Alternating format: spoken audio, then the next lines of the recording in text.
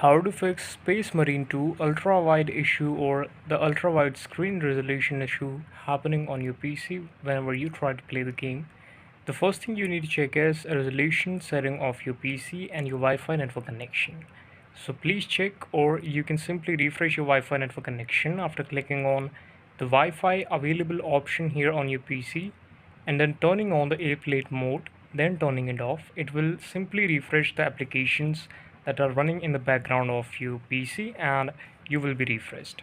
The next thing you have to check is your network speed, that at what speed your network is working right now, because the speed is also important in order to run a game, a software, or any type of heavy application on your device. So it will fix this for sure.